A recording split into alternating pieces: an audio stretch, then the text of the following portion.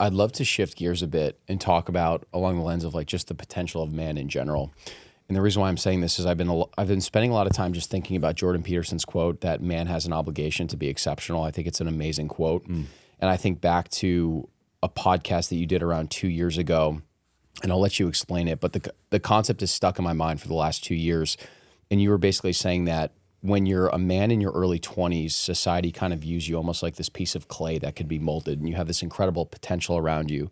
And then as you start to reach your like mid to late 20s into your early 30s, that potential goes away and people view you more as like a fuck up, which I think is actually, it's a good mindset to have. Yep. And it sounds like maybe you had that realization in your early to mid 20s that you weren't on the path that God had ultimately destined you to be, and you could be so much more. Yeah. So I'd love for you to just explain that story for yourself and maybe expand on that mindset a little bit too, because it's so powerful. For sure. So growing up as a quote unquote gifted child with, did well at school and, did my best in all of the academic endeavors, that reinforces feeling good about yourself. And you're like, cool, I'm doing well. And getting older, and you go through the school system and then later on the college system. And, oh, what are you doing, Brah? Oh, yeah, I'm going to college. I'm studying this. Oh, great job. That's the societal narrative. When really what I was doing at college, I was getting good marks, but I knew I wasn't studying the most that I could. And then there was just this innate feeling like, okay, I'm doing these exams, but what am I actually really developing and creating in the world? And that wasn't anything. That's the university system at the moment. You have to learn some things like mechanical engineering. Yeah, that's good to go do in maths and understand that, and physics, and university is a great tool for learning the scientific rigors of things if you're in a good program, and I'm not against that. But a lot of the stuff that I was doing, maybe, I studied finance, I did study human anatomy and biology as well. But the finance, I just felt like, okay, what's really happening here? What is everyone doing really? It's like these spreadsheets where you didn't get the result you wanted, so you just change like an interest rate here, and then you get a better result, and then that's the basis of your project, and then they go A+. And I'm like, what? What's really happening? So there was a bunch of that in my studies. And then after that, you get the degree and you're like, I'm going to work as a consultant. I didn't really know what else I wanted to do. So I applied for these jobs and I didn't get them, maybe a couple of interviews. And I had this feeling of like, you have this potential as a gifted kid where you're working through all these things and you're applying yourself. And then as you get older, you can't rely on your potential as a validation anymore. It slowly shifts, but okay, what could you do to what have you done? And if you haven't done anything meaningful, you feel like shit.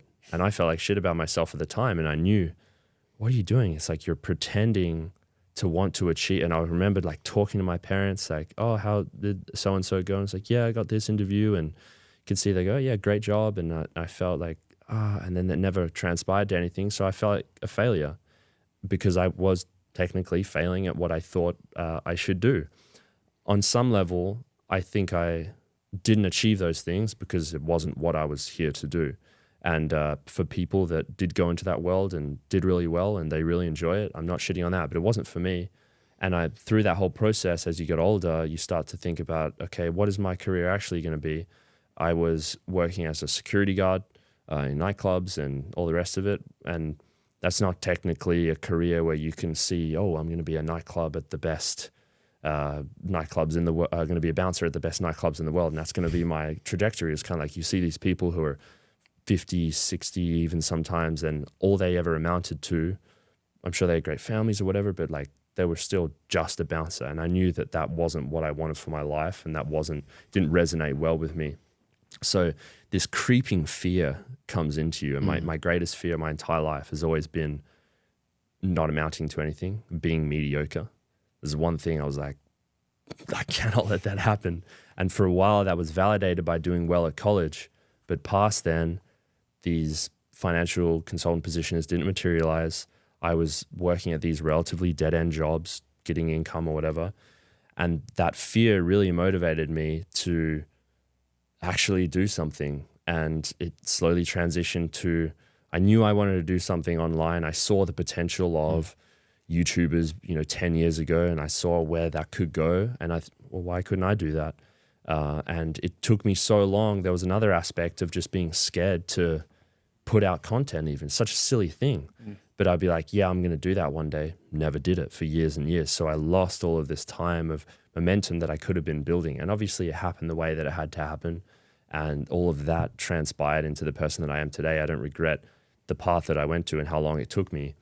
But really, as a guy, if you're not doing something that's truly aligned with your purpose and working towards that, like even if you haven't achieved anything on the external, if you truly know that you're putting in the time and making steps, and maybe you do have to work a dead-end job in security while you were doing the thing and building the thing that you know is going to like really be the vehicle for your transformation and your achievements in life, that's okay. And you'll sleep well at the end of the night.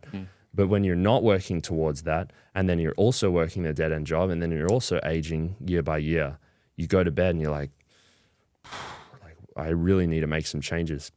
So that feeling shifted for me and really motivated me and lit a fire under my ass to start putting out content, whatever it was. And then I finally saw like this golden light at the end of that tunnel and go, oh, okay, like I don't know what it is yet, but something is here.